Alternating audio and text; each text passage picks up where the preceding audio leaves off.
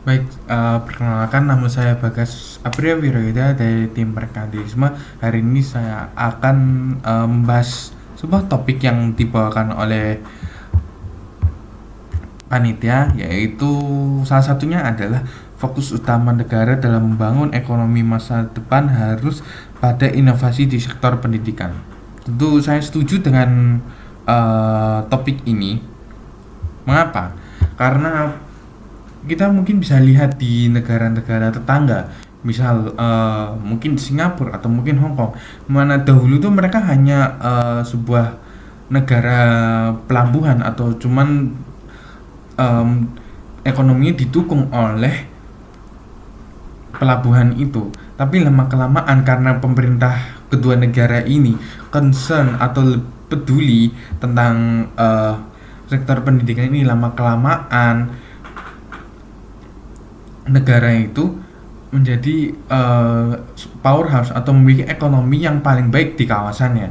Tentu ini bisa dicontohkan di negara kita, Juri, karena kita memiliki sumber daya negara, memiliki salah satu sistem pendidikan yang bisa dibilang agak kurang di kawasan kita, bisa mungkin hampir sama dengan negara-negara di Afrika. Tapi kita bisa memperbaiki itu, Juri, karena kalau misalnya, dan ini juga akan menjamin bahwa ekonomi kita akan menjadi jadi akan lebih baik atau bahkan menjadi ekonomi yang sangat bagus. Karena kenapa? Kalau misalnya anggap saja kaum terpelajar ini dijamin bahwa mereka tidak akan dijudge, atau dari masyarakat tidak akan dijudge bahwa ide mereka yang dibawa itu tidak akan dijudge, dan mereka difasilitasi untuk menyampaikan konsep-konsep dan ide-ide mereka di masyarakat. Akhirnya mereka bisa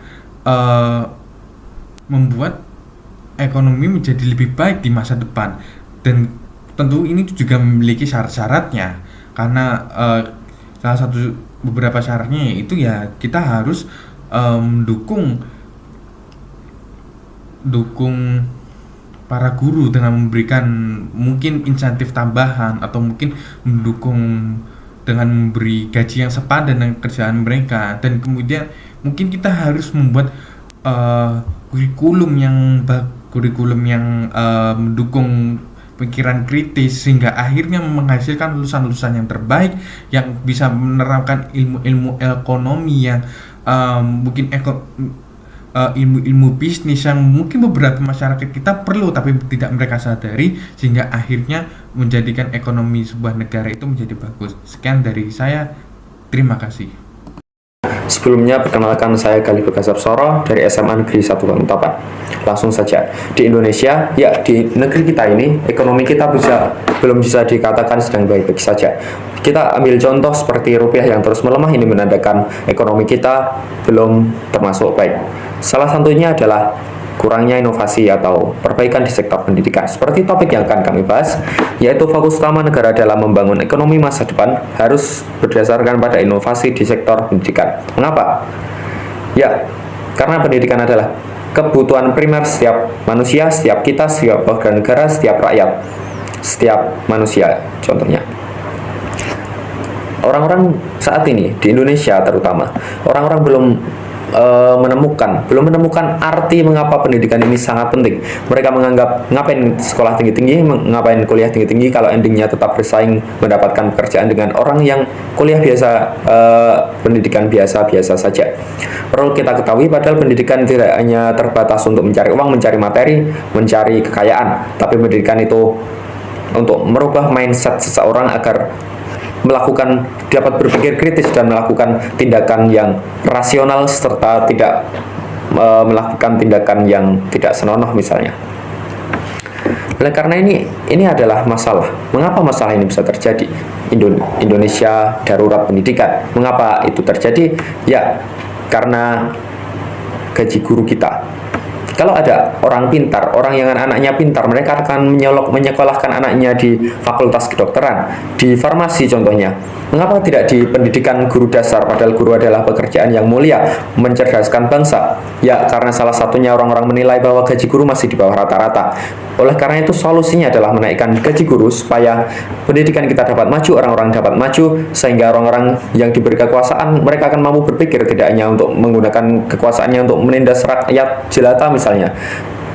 Mereka tidak akan menyalahgunakan kekuasaan hanya untuk mengambil keuntungan seperti korupsi. Negeri kita akan diisi oleh negara-negara sumber daya manusia yang maju. Sehingga jika kita melakukan inovasi di sektor pendidikan, seperti contohnya yang saya katakan, menaikkan gaji guru, maka akan terciptalah sumber daya manusia yang terdidik yang akan dapat memajukan bangsa nantinya, sehingga kita akan mampu bersaing dengan bangsa-bangsa lain. Seperti yang dikatakan pembicara saya sebelumnya, kita ambil contoh Singapura. Singapura itu walaupun sumber daya alamnya tidak sebanyak kita, namun mereka dapat maju salah satunya karena sumber daya manusia mereka adalah orang-orang terdidik, orang-orang terampil. Lah, kita yang mempunyai sumber daya alam, apabila sumber daya manusia kita juga maju, maka kita bahkan dapat melebihi jauh dari negara-negara yang saat ini sudah maju, karena akan sia-sia jika sumber daya alam kita tidak bisa kita manfaatkan. Oleh karena itu, kami sangat setuju jika ekonomi masa depan berdasarkan pada inovasi di sektor pendidikan. Terima kasih. Perkenalkan, saya Atal Nova Subriana dari SMA 1 Banguntapan. Oke, juri, jadi di sini saya akan memberikan kesimpulan dari argumentasi tim saya. Yang pertama, sadari dulu juri status quo bahwa kita hidup di negara Indonesia, kita hidup di mana sektor pendidikan tidak menjadi fokus utama. Maka dari itu, pada masa kali ini dengan fokus menginvestasikan pada sektor pendidikan, kami setuju. Kenapa? Satu, juri coba lihat pendidikan di negara tetangga maju, seperti tetangga negara kita, seperti Jepang, Korea, Cina, dan lain sebagainya. Mereka fokus pada sektor pendidikan dan pada akhirnya pada pendidikan yang membuat negara maju dan teknologinya dan juga negaranya maju. Tapi juri, apa sih fungsinya kita fokus pada sektor pendidikan ini? Fungsinya adalah kita untuk membangun siswa dengan berpikir kritis dan juga inovatif lewat pendidikan yang memadai dan juga berkualitas. Juri sadari bahwa masyarakat yang inovatif nantinya itu bisa memberikan ide-ide. Jadi siswa yang sudah terdidik itu nantinya bisa membawa ide-ide yang bagus, ide-ide yang mungkin nanti berguna untuk masyarakat. Ide-ide ini nanti akan berubah menjadi produk. Produk ini bisa dijual ke mancanegara, ke luar negeri, yang pada akhirnya ini bisa membangun perekonomian Indonesia. Tapi juri, pendidikan ini juga berguna untuk membangun atau mengubah mindset masyarakat. Juri sadari bahwa masyarakat sekarang ini kalau kita sekolah, kita kuliah itu buat nyari kerja. Juri, pendidikan yang berkualitas ini bisa membantu mengubah mindset itu.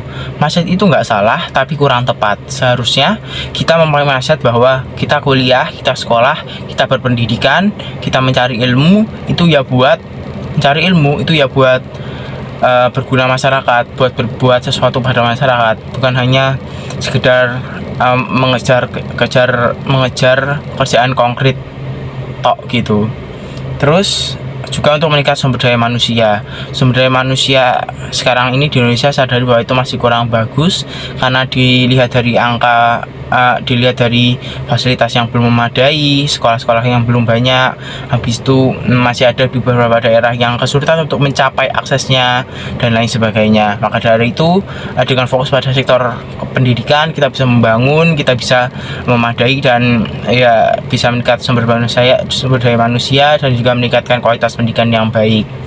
Terus, juri, caranya bagaimana? Caranya pertama, yaitu kita tingkatkan terlebih dahulu gaji guru. Dengan gaji guru meningkat, pemerintah memberikan standar kompetensi guru, bakal banyak orang yang tertarik, bakal ikut, dan itu akan meningkatkan kompetensi gurunya. Dengan kompetensi guru yang baik, siswa nanti dididik dengan baik. Siswa dididik dengan baik bisa memberikan ide dan menjadi produk bisa dijual dan membantu perekonomian Indonesia. Terima kasih.